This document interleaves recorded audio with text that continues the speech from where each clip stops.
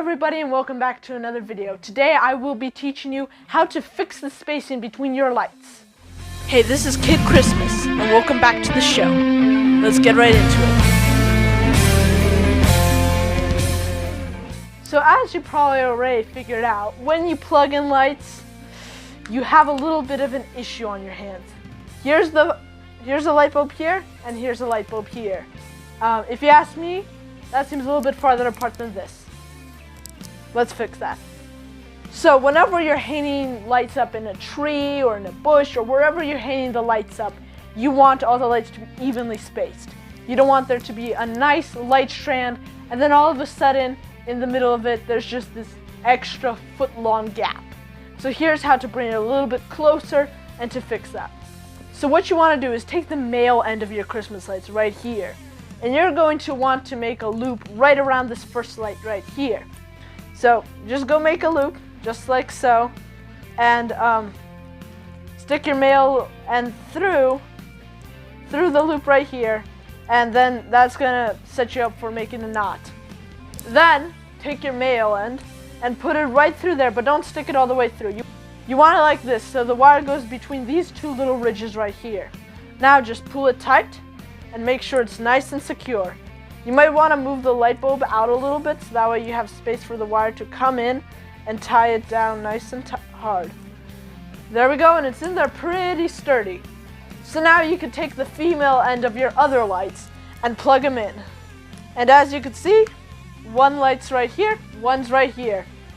But it depends on your Christmas lights, and usually this will set you up pretty well where they are the same space. In my case, I have a little bit of extra wire on this end.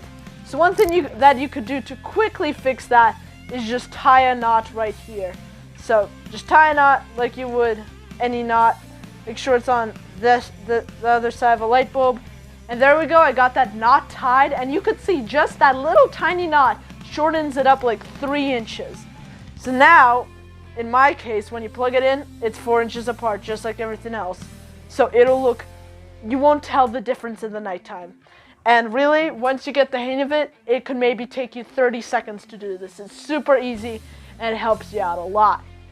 Here's another thing you could actually do. If you want a lot more lights, a lot higher of a light density, what you could do is you could double up the light. So I'm only gonna show you with a small sample and not do the whole cord.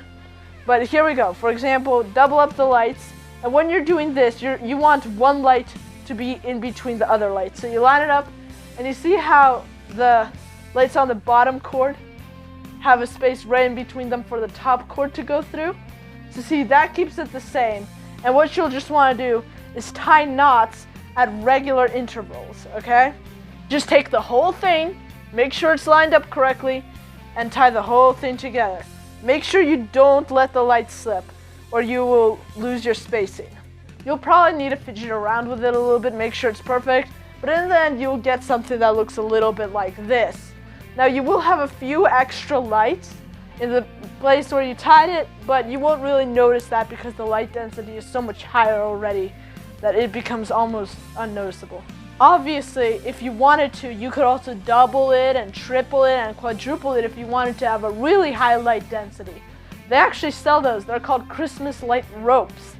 And once you get to a density when it's higher than 2, in fact, even when it's 2, you could just use a little zip tie to secure it. Then you won't even have that giant lump, and you will still have it. So there you go. That's it for this video. Thank you so much for tuning in. So if you ever need to change the distance between them, or when you're changing the distance between, the first light here and the first, or whenever you're changing the distance between the first light on this garland and the second light on this garland to make it a lot better, you could use that too. So there you go.